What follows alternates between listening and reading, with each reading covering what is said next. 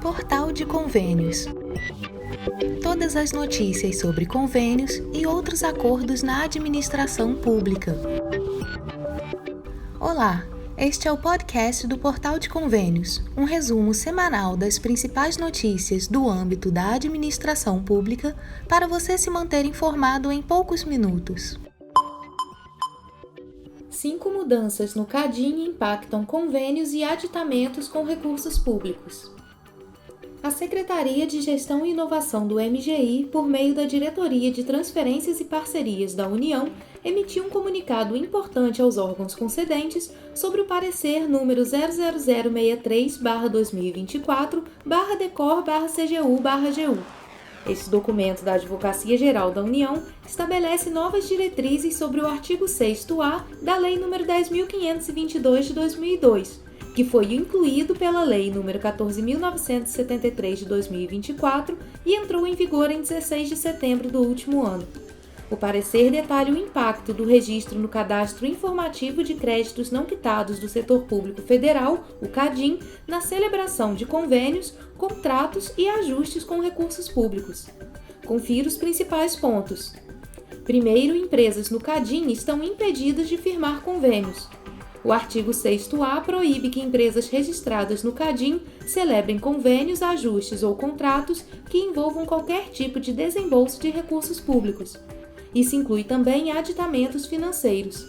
Essa medida busca garantir maior segurança na gestão dos recursos públicos, impedindo que empresas inadimplentes ou com pendências financeiras recebam novos repasses. Segundo, vigência imediata. A Lei nº 14.973 de 2024 entrou em vigor no dia de sua publicação, em 16 de setembro, e não prevê regras de transição. Todos os contratos firmados a partir desta data estão sujeitos às novas exigências.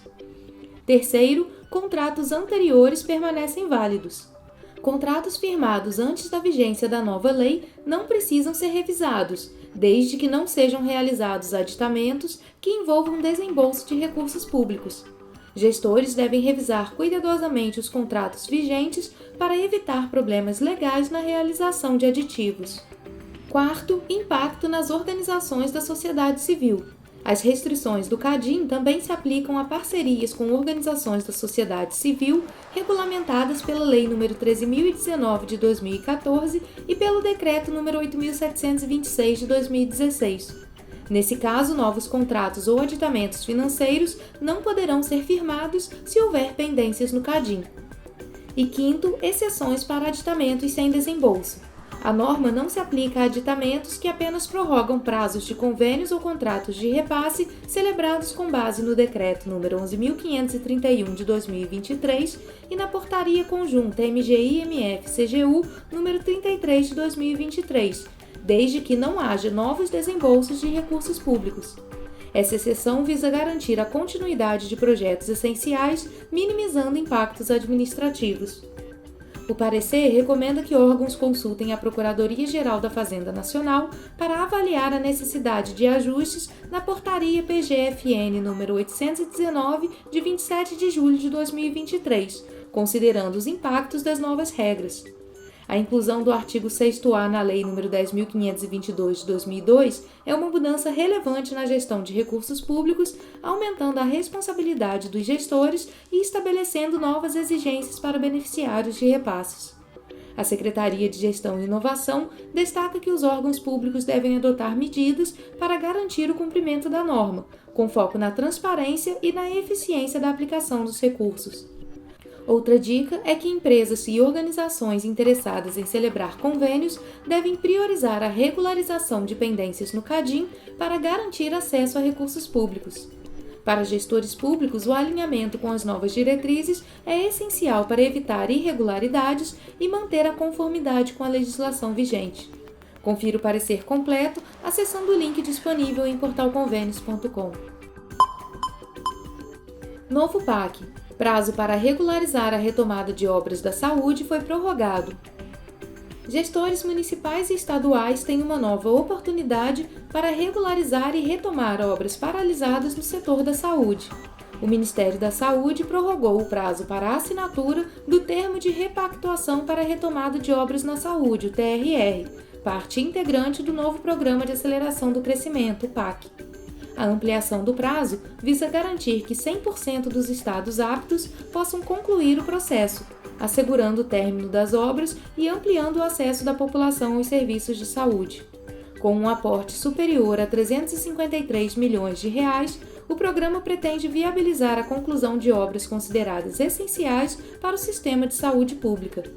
Entre as iniciativas contempladas estão 9 tipos de estabelecimentos de saúde, 137 academias de saúde, 10 centros de atenção psicossocial, 3 centros de parto normal, 5 centros especializados em reabilitação, 3 oficinas ortopédicas, 808 requalifica unidades básicas de saúde, 4 unidades de acolhimento, 28 unidades de pronto atendimento e 2 unidades neonatais. Os gestores interessados podem realizar o cadastro e regularizar pendências por meio de 2 plataformas digitais, o Sistema de Monitoramento de Obras SISMOB e o InvestSUS. Além de permitir a retomada das obras, o programa também contempla a regularização de empreendimentos já concluídos com recursos próprios. Neste caso, o gestor poderá obter ressarcimento dos valores pagos desde que a situação seja registrada no SISMOB. Segundo o Ministério da Saúde, 153 das 203 obras que aderiram ao TRR já tiveram o termo de repactuação assinado e estão autorizadas a iniciar o processo de licitação e a receber os recursos federais. A extensão do prazo tem como objetivo incentivar a adesão de mais gestores, facilitando o andamento de projetos paralisados e a entrega de equipamentos e unidades de saúde planejadas. O TRR busca contribuir para a melhoria da infraestrutura da saúde pública, com foco na conclusão de obras e na ampliação do acesso aos serviços, otimizando a aplicação dos recursos disponíveis. Em caso de dúvidas, os gestores terão suporte pelo WhatsApp DDD 61 3315 2223, e-mail e ainda pelo site oficial do programa, onde poderão tirar dúvidas e agilizar as atividades. O prazo final para realizar os procedimentos da retomada de obras da saúde vai até o dia 17 de janeiro de 2025. IA, transformação nos serviços públicos ou ameaça à privacidade? Nos últimos anos, a inteligência artificial tem emergido como uma ferramenta poderosa para transformar serviços públicos, prometendo maior eficiência e um foco inédito no atendimento ao cidadão. Países como Estônia e Singapura já demonstram o impacto positivo dessa tecnologia, mas seu uso também levanta questões cruciais sobre privacidade e proteção de dados. A Estônia, frequentemente chamada de sociedade digital, é um exemplo de como a IA pode otimizar serviços públicos. Lá, cidadãos têm acesso a sistemas integrados que permitem desde a declaração de impostos até o registro de empresas em poucos minutos. Tudo isso é facilitado por algoritmos que automatizam processos burocráticos, economizando tempo e recursos. Singapura segue caminho semelhante, utilizando IA para prever demandas de saúde pública e otimizar o transporte urbano. Um dos destaques é o uso de dados em tempo real para ajustar rotas de ônibus, reduzindo congestionamentos e oferecendo serviços mais ágeis. A inteligência artificial tem o potencial de transformar diversos setores dos serviços públicos, incluindo saúde, educação, segurança, transporte e gestão tributária, com exemplos práticos já em implementação ao redor do mundo. Quando se trata de saúde, sistemas baseados em IA, como o utilizado pelo NHS no Reino Unido, prevêem surtos de doenças e auxiliam no diagnóstico precoce, otimizando o atendimento em hospitais. Na educação, plataformas como a utilizada em Singapura adaptam o conteúdo de ensino às necessidades individuais dos alunos, garantindo um aprendizado personalizado. Na segurança pública, câmeras inteligentes em cidades como Londres e Nova York identificam padrões de criminalidade e ajudam na alocação estratégica de recursos policiais. No transporte, além do exemplo de Singapura, cidades brasileiras como São Paulo exploram sistemas de semáforos inteligentes para melhorar o fluxo de trânsito.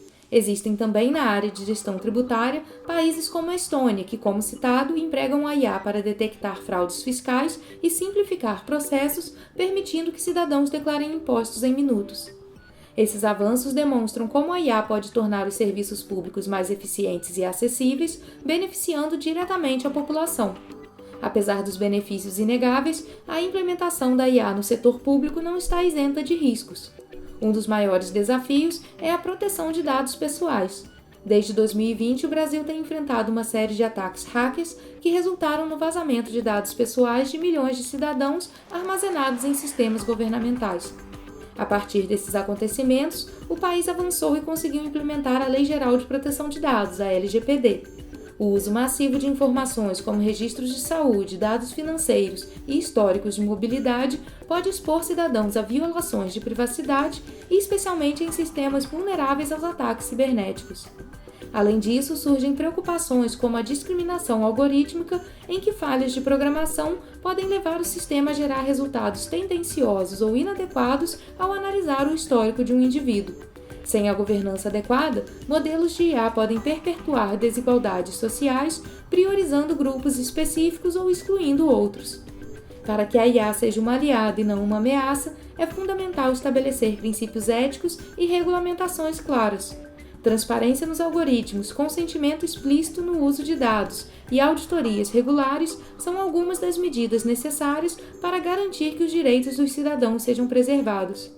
Em um cenário ideal, a IA deve ser uma ferramenta para empoderar cidadãos e não para vigiá-los. Isso requer uma abordagem equilibrada, onde inovação tecnológica e proteção de direitos caminhem lado a lado.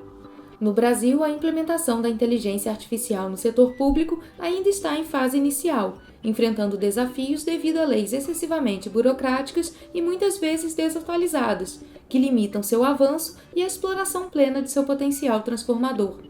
Através de iniciativas como a Estratégia Brasileira de Inteligência Artificial, o país tenta fomentar o uso responsável da tecnologia. No entanto, é necessário ir além das diretrizes e implementar políticas concretas que priorizem tanto a eficiência quanto a privacidade. No artigo Em IA, Brasil pensa pequeno e a Índia sonha gigante, publicado na Folha de São Paulo, Ronaldo Lemos analisa a discrepância entre abordagens do Brasil e da Índia no desenvolvimento da inteligência artificial. Enquanto a Índia adota uma visão ousada, buscando liderar globalmente ao investir em infraestrutura, capacitação e inovação tecnológica, o Brasil demonstra uma postura limitada, sem estratégia ambiciosa para aproveitar o potencial transformador da IA. Lemos alerta para a necessidade de o Brasil ampliar sua visão e investir significativamente na área, sob pena de ficar para trás na corrida tecnológica e comprometer sua competitividade econômica e social no cenário global. O futuro da IA nos serviços públicos dependerá da capacidade dos governos de equilibrar inovação com governança responsável. É uma oportunidade para transformar positivamente a vida dos cidadãos, mas que exige cautela para evitar que os avanços tecnológicos comprometam os direitos fundamentais. Afinal, a verdadeira revolução cidadã só será possível quando todos tiverem suas vozes e dados respeitados. Repasse de 5,6 bilhões do FPM. Especialista recomenda cautela aos prefeitos. As prefeituras brasileiras partilharam na sexta-feira, 10 de janeiro, cerca de 5 bilhões e 642 milhões de reais. O valor é referente à primeira parcela de janeiro de 2025 do Fundo de Participação dos Municípios, o FPM. O montante é cerca de 4% menor do que o repassado no mesmo período de 2024, quando o total foi de mais de 5 bilhões e 896 milhões de reais. Para os mais de 3 mil novos prefeitos que assumiram a gestão municipal este ano, o momento é de cautela na avaliação do especialista em orçamento público César Lima. Segundo ele, os primeiros meses de 2025 podem ser desafiadores e a boa gestão dos recursos do FPM podem ajudar a contornar situações econômicas adversas. As pessoas devem estar aí um pouquinho preocupadas com esses cenários futuros, alta de dólar, então encareceu aí um pouco o consumo das famílias e por conta disso eles devem ter repensado aí algumas compras, alguns investimentos nesse momento. Vamos aguardar o desenvolver aí do ano para saber se esse cenário será uma tendência mesmo ou se é uma sazonalidade. Ainda segundo Lima, os recursos financeiros podem ser utilizados em qualquer ação orçamentária dos municípios, como pagamentos de pessoal e de custeio, contas de água e luz, além de investimentos em saúde, educação e infraestrutura.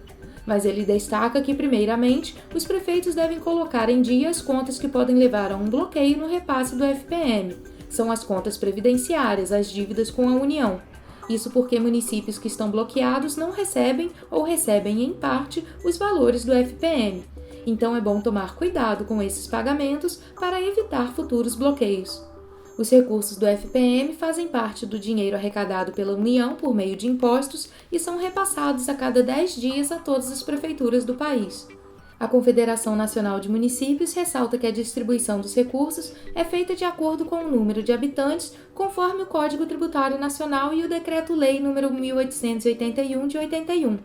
Os estados de São Paulo e Minas Gerais contam com as maiores parcelas do FPM neste último pagamento.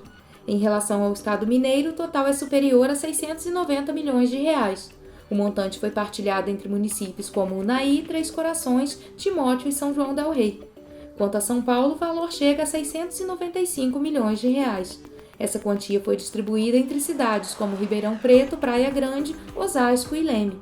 Até o último dia 6 de janeiro, 9 municípios estavam impedidos de receber o FPM de acordo com o Sistema Integrado de Administração Financeira, SIAF. Acesse portalconvênios.com e verifique se sua cidade está na lista. Saneamento básico. 15% dos municípios podem perder recursos em 2025 por falta de plano. Milhares de municípios brasileiros podem perder recursos federais importantes para seus serviços de saneamento básico a partir de 2025. O motivo é a ausência de envio dos Planos Municipais de Saneamento Básico, PMSB, ao governo federal, um requisito indispensável para garantir o acesso aos repasses da União destinados a investimentos nessa área vital. De acordo com informações recentes, o prazo para o envio dos PMSBs expirou no último dia 31 de dezembro de 2024. Desde então, milhares de prefeituras encontram-se em situação de risco, sem acesso garantido aos recursos necessários para a manutenção e expansão dos 4 pilares do saneamento básico: abastecimento de água potável, esgotamento sanitário, manejo de resíduos sólidos e drenagem de águas pluviais. Segundo a Confederação Nacional dos Municípios, a CNM, cerca de 15% dos municípios brasileiros ainda não estão inseridos em arranjos regionais de saneamento, o que agrava ainda mais a situação. A CNM solicitou ao Ministério das Cidades a prorrogação do prazo para o envio dos planos, mas até o momento o governo federal não atendeu ao pedido. Em nota, o Ministério das Cidades foi categórico. A nota afirma, abre aspas, o prazo para a elaboração do plano de saneamento básico não sofreu alterações. A existência de plano de saneamento básico, com a anuência do titular dos serviços, passou a ser condição para acesso a recursos e financiamentos pela União desde 1º de janeiro de 2025. Fecha aspas. Dados da Pesquisa de Informações Básicas Municipais Munic 2023 do IBGE revelam que a região Nordeste é a mais afetada pela falta de planos de saneamento. Dos 1.794 municípios da região, impressionantes 30,9% ainda não possuem qualquer documento ou política formalizada nessa área. Essa situação alarmante reflete uma realidade onde populações inteiras podem sofrer com a precariedade dos serviços básicos. Apesar de avanços registrados pela Munic 2023, que apontou que 55,9% dos municípios brasileiros já possuem políticas municipais de saneamento básico, há ainda um longo caminho a percorrer. Outros 15% das cidades declararam estar em processo de elaboração dos planos, enquanto uma parcela significativa continua alheia à urgência da situação. A falta de planejamento e estrutura pode gerar impactos devastadores, como aumento das doenças relacionadas à água contaminada, falhas no manejo de resíduos sólidos e alagamentos urbanos descontrolados. Isso sem mencionar a perda de oportunidades de desenvolvimento regional, já que o saneamento é uma das bases para a promoção da saúde pública e da dignidade humana. A Confederação Nacional de Municípios destacou em nota que a Lei nº 14.026 de 2020, que regula o marco legal do saneamento básico, trouxe alterações à Lei 11.445 de 2007 para instituir a regionalização do saneamento, o que exige a existência de planos regionais. Nesse contexto, a CNM ressalta que a presença de um plano regional dispensa a necessidade de elaboração dos planos municipais de saneamento básico, já que o conteúdo dos planos regionais prevalece sobre os municipais. No entanto, a CNM alerta que, caso o prazo para envio dos planos não seja prorrogado pelo Ministério das Cidades, a ausência do documento, seja ele regional ou municipal, comprometerá o acesso dos municípios a programas federais como o novo PAC e a recursos provenientes de emendas parlamentares que sejam voltados para essas ações. Isso, como dito, pode afetar diretamente investimentos essenciais em serviços de saneamento básico, como o abastecimento de água potável e o esgotamento sanitário.